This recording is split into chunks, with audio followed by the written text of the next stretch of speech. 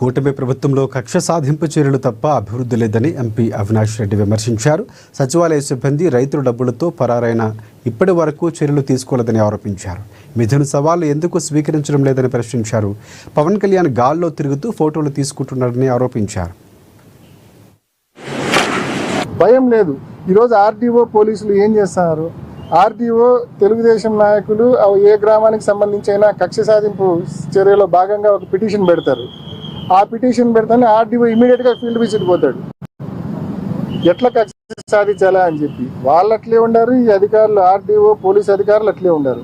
ఎవరు కూడా ప్రజలకు ఉపయోగపడాలా, మెరుగ్గా పనిచేయాలా అన్న ఆలోచన, తపన, తాపత్రయం ఏ కోశానా లేవు. కేవలం ఈ గవర్నమెంటు ప్రజలను, వైసీపీ కార్యకర్తలను హరాస్మెంట్కి గురి చేసి, భయానికి గురి చేసి సస్టైన్ అవుతూ ఉంది. మ్యాటర్ ఆఫ్ డేస్, నెలలు రోజులు గడిచే కొద్దీ తప్పకుండా ఈ గవర్నమెంట్ ప్రజల్లో అత్యంత వీక్ అయ్యే పరిస్థితి కనిపిస్తూ ఉంది.